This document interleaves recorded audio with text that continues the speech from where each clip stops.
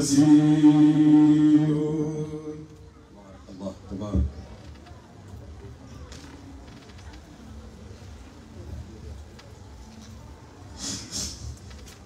الحمد لله رب العالمين. الحمد لله الأحد الصمد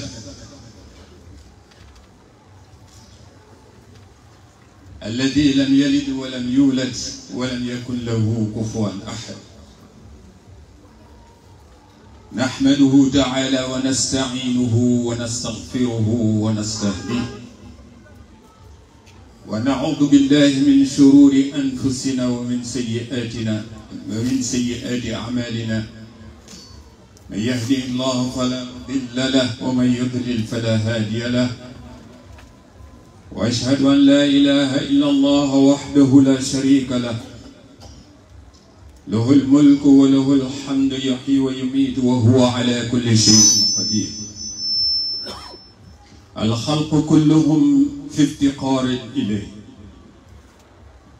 وهو في استغناء عن الخلق وعدم احتياج له. فهو كما قال يا أيها الناس أنتم الفقراء إلى الله والله هو الغني الحميد. أو كما قال في حديث القدسي لو أن أولكم وآخركم وإنسكم وجنكم قاموا على سعيد واحد فسألوني فأعطيت كل واحد مسألته ما نقص ذلك مما عندي إلا كما ينقص المخيط إذا أدخل البحر.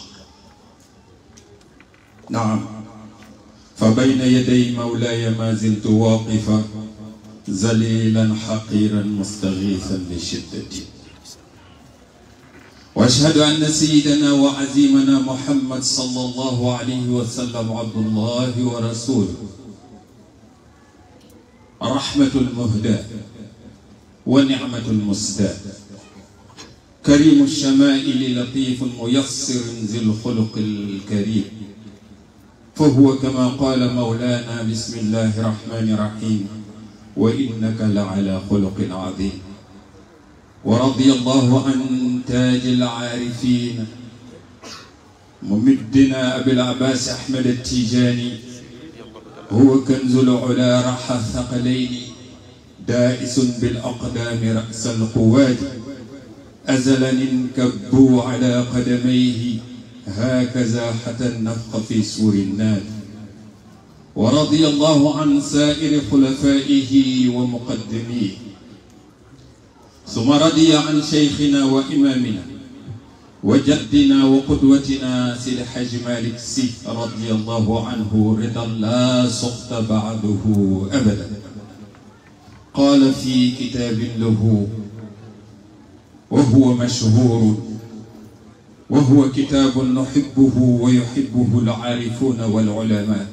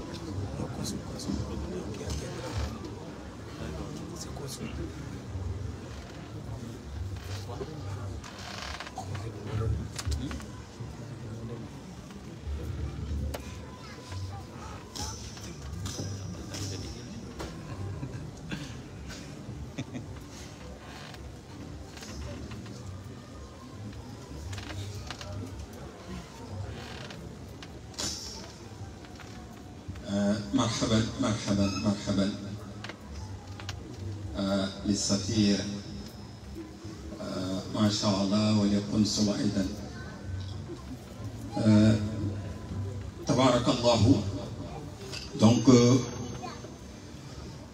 j'étais en train d'introduire un propos que les circonstances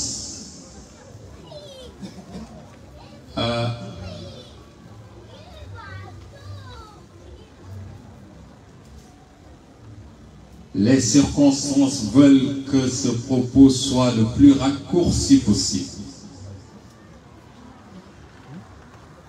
Étant donné qu'il s'agit d'une œuvre mémorable, écrite par un personnage d'une dimension scientifique, intellectuelle, spirituelle, sociale, etc., etc., je dirais démesuré. Mais quand même, on va essayer de faire un petit résumé en présence de Sidi Mohamed Mansour. Souvent, je le dis aux frères que je préfère surtout écouter. Et nous avons juste, en prenant le micro, la visite des représentants officiels de notre cher pays. Il s'agit de notre ambassadeur et de notre consul général avec la délégation qui les accompagne. Notre ambassadeur qui est presque un frère de lait, parce que nous partageons quand même l'âge ensemble. C'est mon grand-père qui lui a donné le nom le jour de son baptême. Parler de Sidi Hadji Malick radiyallahu ta'ala anhu, parler de Zajr al-Khulub. Il s'agit, tout à l'heure quand je suis arrivé, j'ai vu sur la photo un homme, une nuit, un message. Et je me suis dit que si c'était moi, j'allais mettre un nom, le temps et un message. Ah. J'ai voulu dire dans un premier temps un temps, mais j'ai dit non, le temps. Parce qu'il y a des personnages qui s'inscrivent dans le temps, qui savent dépasser les temps et les générations. Et il y en a d'autres aussi qui savent dépasser les espaces aussi. Ce qui fait que parler de Zajr al-Khulub, c'est une thématique qui est d'actualité, plus que d'actualité. Parce que nous vivons une époque pendant laquelle les cœurs sont malades. Les cœurs sont malades. Et ces maladies, est-ce qu'on peut ou espérer les soigner dans les hôpitaux, dans les cliniques, dans les salons des professeurs les plus diplômés? Est-ce possible? Il me semble que pour résoudre ces problèmes, pour soigner ces maladies chroniques de nos cœurs, il n'y a pas meilleure solution de revisiter les enseignements des anciens. Et parmi eux, Cheikhna Hadji Malick Sy radiyallahu ta'ala anhu, et tout son enseignement est marqué par un souci permanent de résoudre les problèmes et les soucis de ses contemporains. Mais là, dans cette œuvre-là monumentale, Zajr al-Khulub, on a un outil pour résorber toutes les crises qui se posent à notre génération, à nos générations. Araka nasita al-mawta wal-mawtu mawrid. Ah, je te vois. C'est comme si tu avais oublié qu'un jour que tu vas partir.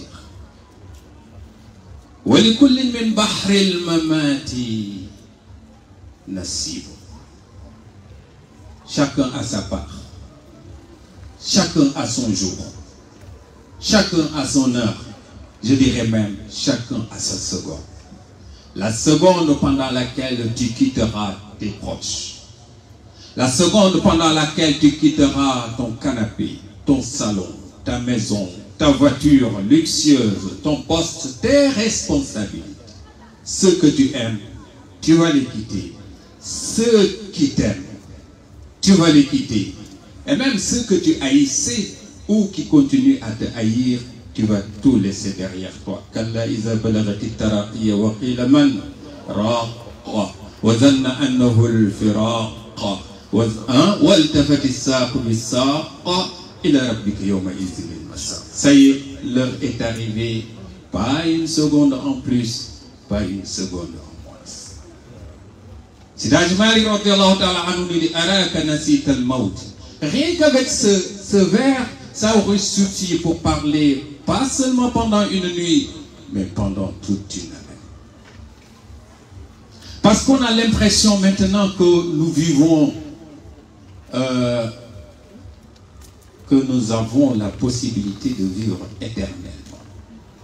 La méchanceté gratuite, la jalousie démesurée et déplacée, les propos qu'on se permet parfois, eh bien, de dire sur le dos de gens honnêtes, des personnes qui ont travaillé toute leur vie, des personnes qui n'ont jamais fait du mal à qui que ce soit. Alors on se permet maintenant de dire et de redire sur eux. C'est la honte. L'humanité devrait se ressaisir, savoir que cette vie, elle est très courte. Celui qui a un siècle de vie, on dit qu'il a beaucoup vécu. Celui qui vit 100 ans, on dit, ah, qu'est-ce qu'il a vécu? Et Sidi Hadji Malick radiyallahu ta'ala anhu nous dit, فَإِن تَسْأَلِ الدُّنْيَا فَإِنَّ سُرُورَهَا يَعُودُ عَذَابًا يَتَّقِهِ أَدِيبٌ. Alors, Zajr al-Qulub, c'est une œuvre monumentale. C'est une œuvre monumentale. On ne pourra pas tout évoquer.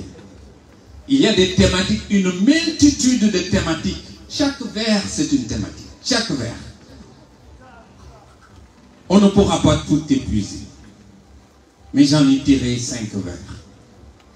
Et dans ces 5 vers, il a posé ou il a essayé de répondre à des questions que inconsciemment l'homme se pose. Que dis-je? L'humanité se pose. Le bonheur. Tout le monde court derrière le bonheur. La quintessence de la vie. Tout le monde se la pose cette question. Ce qui est licite, ce qui n'est pas licite. Les honnêtes gens se la posent. J'allais dire tout le monde se la pose, mais c'est pas vrai.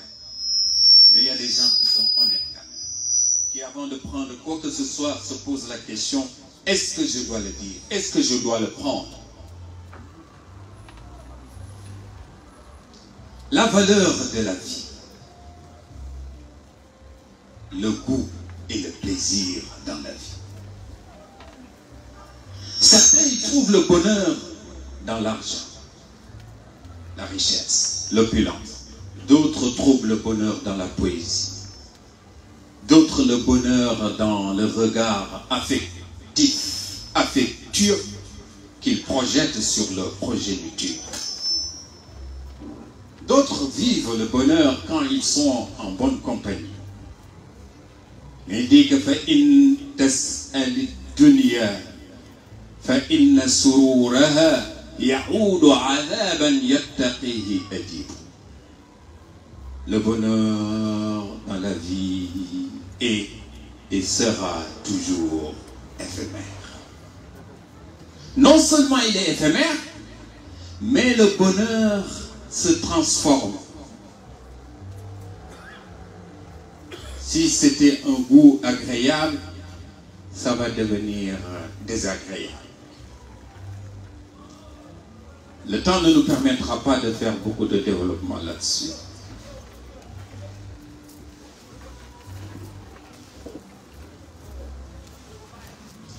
تسأل الدنيا فإن أمورها كأدغاث أحلام بدت وتغيب. Tout est cauchemar dans cette vie. Tout est cauchemar. Tout est rêve dans cette vie. On a l'impression de vivre la vie réelle, mais nous ne vivons pas la vie réelle. Tout rêve. C'est comme si on était dans un cinéma. فإن تسأل الدنيا فإن حلالها حساب وحبس والحرام عقوب. Ce qui est halal, licite, Allah subhanahu wa ta'ala va te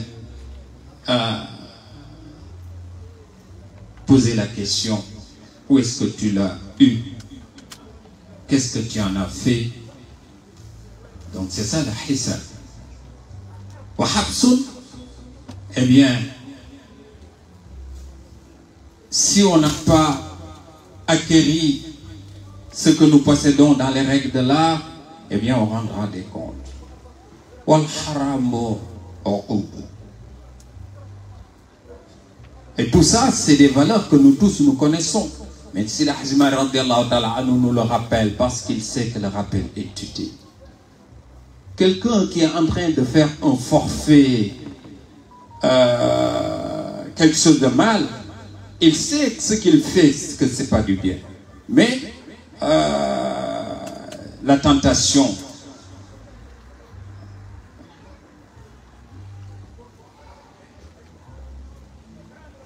on dit que parce que Zajrul Qulub, c'est pour que les cœurs soient purifiés. C'est pour que les cœurs redeviennent propres. Et quand le cœur est propre, eh bien, on voit avec la lumière d'Allah subhanahu wa ta'ala. On dit que Imam Ali, il a fait un rêve. Dans le sommeil, il a vu le prophète sallallahu alayhi wa sallam. Il lui remet une date. Il mange la date. La date était douce et délicieuse. Il voulait demander une deuxième date et il y a eu l'appel à la prière.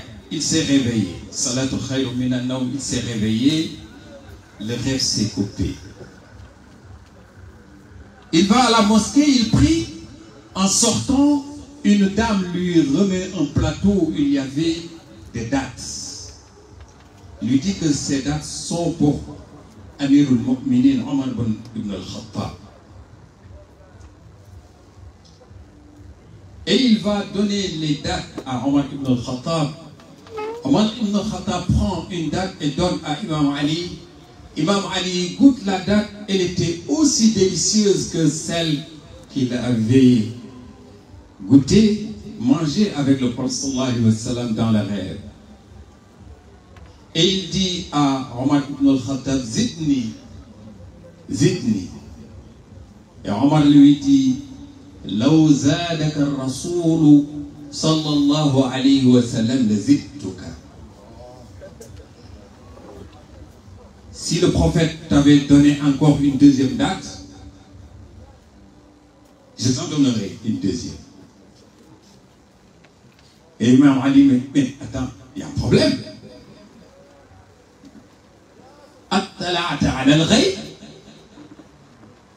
Est-ce que tu as la capacité de savoir l'inconnu? Ou alors, est-ce que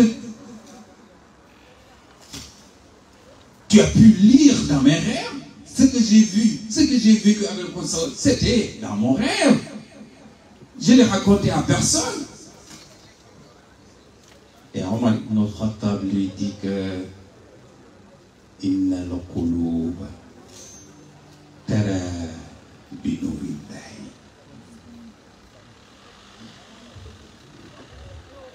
Il y a des cœurs. Ou Inna al-qulub iza safat ra'at bi nurillahi. Les cœurs qui sont purs et propres, ils voient avec la lumière d'Allah subhanahu wa ta'ala. Il est temps que nous purifions nos cœurs. Notre société en a besoin. L'humanité en a besoin. C'est tout le message que Sidi Hajj Malik radiyallahu ta'ala anhu nous transmet dans Zajrul Qulub. Mais le problème maintenant, c'est que nous lisons les œuvres, les écrits, mais nous ne nous arrêtons pas. On a la capacité de tout réciter, pas seulement de lire, mais tout réciter. Mais nous n'avons pas la capacité d'essayer de les comprendre. Il est temps de revisiter. Donc je félicite les organisateurs. Je félicite Sri Mansour Sy Djamil aussi d'avoir honoré de sa présence. Encore une fois. Il est vrai qu'il y a 10 ans, c'est la 10e édition. On avait commencé à Masha'Allah, et comme on a l'habitude de dire, œuvrer pour les salihin, parfois c'est plus difficile que d'œuvrer pour Allah subhanahu wa ta'ala. Parce qu'avec les salihin, si tu n'es pas propre, ils t'arrêtent de suite. Si ton intention n'est pas propre, ils t'arrêtent de suite. Et, masha'Allah, Sidi Hajj Malik radiyallahu ta'ala anhu, il rentre dans la catégorie de ces hommes qui ont œuvré pour la postérité. Wa akramun nasi ma bayna al-wara rajulun tuqda ala yadihi lin-nasi hajat. فمات قوم وما ماتت فضائلهم وعاش قوم وهم في الناس أموات. Il y en a qui sont plus là, mais on continue à profiter de leur science, de leur passage sur terre. Et aussi, dans Zajrul Qulub aussi, il nous a appris la tolérance, être tolérant. C'est très important. Nous n'avons plus de tolérance. Dès qu'on commence à aller à la mosquée 1 ou 2 fois, on croit qu'on connaît les plus pieux du monde. Dès qu'on a le chapelet, le bonnet et tout ça, on croit qu'on a atteint le niveau de Sidi Hajj Malik radiyallahu anhu, le niveau de Cheikh Hajj Omar radiyallahu anhu, etc., etc. Et je conclue là-dessus. Ibn Atallah, c'est un intellectuel soufi. Il a dit une parole qui va dans le sens. ربما فتح الله لك باب العمل وما فتح لك باب القبول. C'est très important. Quand nous œuvrons, qu'on pense aussi à l'agrément de cette œuvre. Est-ce qu'Allah va l'accepter? Est-ce que c'est pur ce que je suis en train de faire? Est-ce que ce discours que je suis en train de prononcer ici, est-ce que je le fais avec sincérité, ou alors est-ce que je le fais tout simplement pour qu'on dise ah, il a dit. Il a dit. Hier, la mosquée de Cergy-Pontoise m'avait invité pour que je fasse le Jumu'ah là-bas. Je l'ai dit, au Sénégal, ça ne se fait pas parce qu'on se limite dans Mazhab Imam Malik. Là où tu n'as pas de femme, l'imam ne peut pas faire le Jumu'ah là-bas. Mais ici en France, les imams s'invitent. Donc, voilà, je fais cette précision pour qu'on dise, ah, l'imam, pourquoi il va là-bas? Est-ce qu'il a une femme cachée là-bas? Je n'ai pas de femme là-bas, Serge.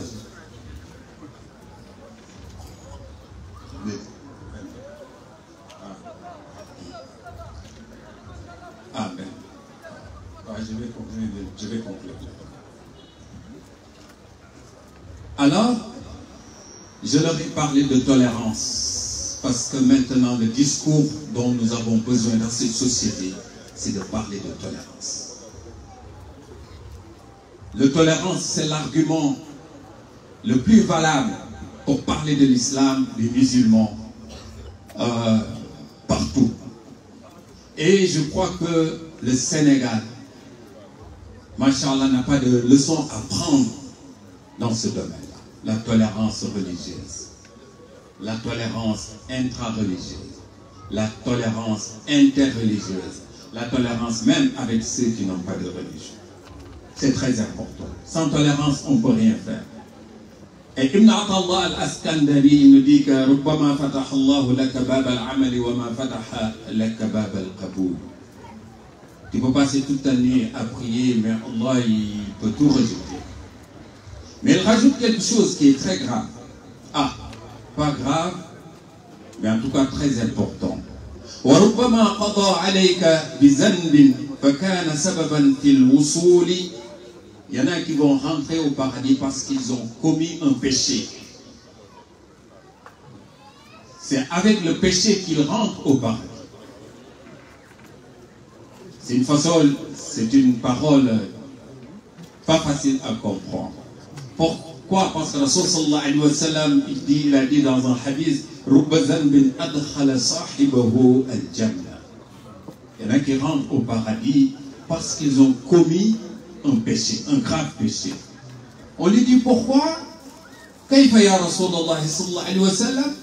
قال لا يزال تائبا فارا منه خائفا من ربه حتى يموت فيدخل الجنة. Parce qu'il va passer son temps à regretter. Ah, pourquoi j'ai fait ça? Ah, j'aurais dû l'éviter. Ah, je suis le pire des hommes. Ah, et jusqu'à ce que la mort arrive, quand il meurt dans ces circonstances, toutes les portes du paradis lui sont ouvertes. Alors toi, tu passes la nuit à prier, tu as un chapelet, tu as ton Coran et tout, eh bien, tu dis, regarde ce buveur d'alcool, regarde, haram, haram, haram, je suis meilleur que lui. Ah, quand tu seras devant Allah subhanahu wa ta'ala, eh bien, tu sauras si réellement tu es meilleur que lui. Donc, on peut voir quelqu'un qui meurt à la mosquée, qui rentre en enfer, et quelqu'un qui meurt au bar, à la discothèque, dans une discothèque, et qui rentre au paradis. Et tout ça, ce sont des enseignements que nous devons retenir à travers des assemblées pareilles. Surtout lorsqu'on parle de Sidi Hajj Maalik radhiyallahu anhu. Surtout lorsqu'on parle de Zajr al-Qulub. Ce livre qui est un passeport. Pas pour les humains seulement, si, pour les humains, mais pour les cœurs. Est-ce que les cœurs ont la capacité de la saisir, de la comprendre, de la maîtriser et de la partager aussi? Aujourd'hui, c'est une soirée de partage. Partageons ces valeurs-là de paix. Partageons ces valeurs d'amour. Partageons ces valeurs de fraternité. Partageons ces valeurs de tolérance. Et partageons tout simplement l'amour de Sidi Hajj Maalik radhiyallahu anhu. Wassalamu alaikum wa rahmatullahi wa barakatuh.